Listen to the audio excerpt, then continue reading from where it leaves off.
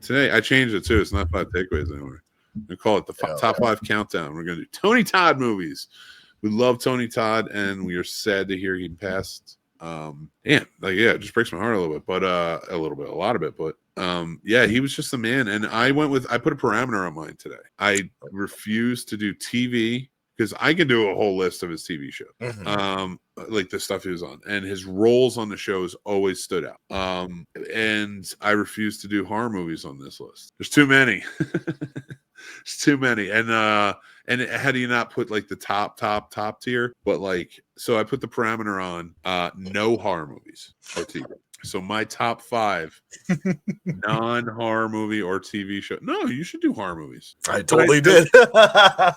But that was another reason I put the parameter on. Don't you think we're probably going to have the same ones on our list? Maybe. You might have like your stragglers, but I'm pretty sure like there's going to be some core values on there that were Tony Todd. But I wanted to also share something different because I knew you would be more horror. So maybe I go non-horror. So that's it's our top 5 Tony Todd movies.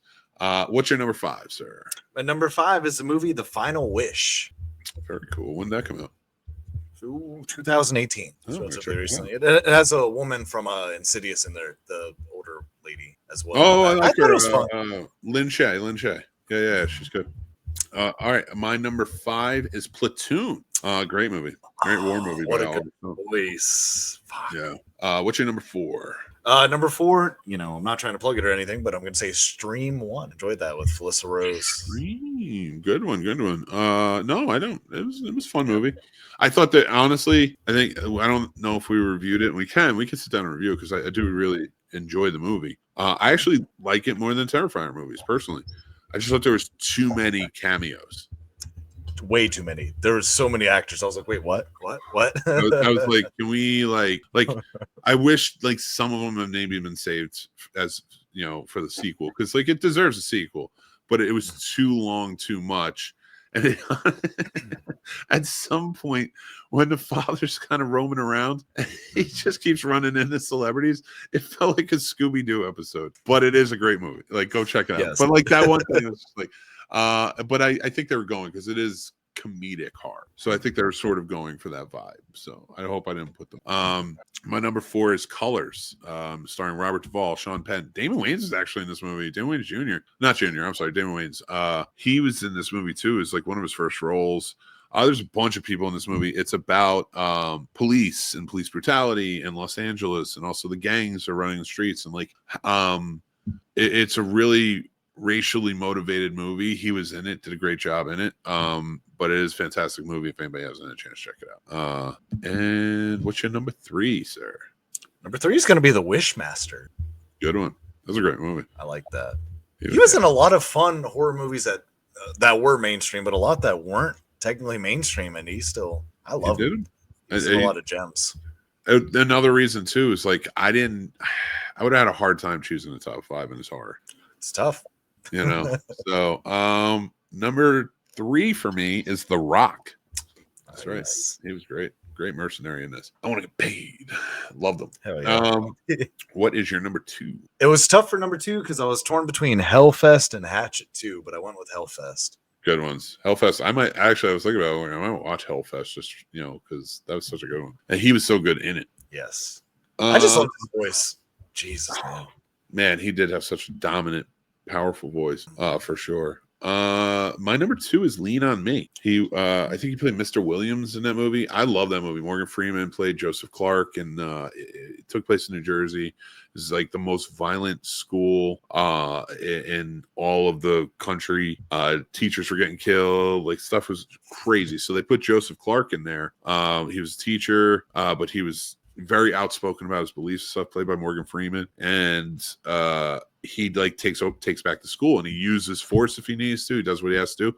But in a year, he turned that school around from completely one of the most violent schools with nothing going for it to like high grades and kids having a chance to go to college. And there was a lot of turmoil there too. And I'm sorry, I know I'm over talking my movies and I feel bad, but like you're good. I feel like a lot of people are probably thinking horror when they watch this or click on it. So I do want to make sure, like, if you guys are into non-horror, you should go check out these movies too. but absolutely check out everything on Paul's list. Yes. Well, we'll see. We're getting a number. What's your number one, man? It has to be Candyman. That would be my number one. Iconic role. And I had almost forgotten that he was in Monkey Paw's version of Candyman 2 with the cameo at the end. Yep. And I didn't see it listed when I looked him up, like quick glance, and I was like, that's kind of weird. But yeah, Candyman is always going to be that role.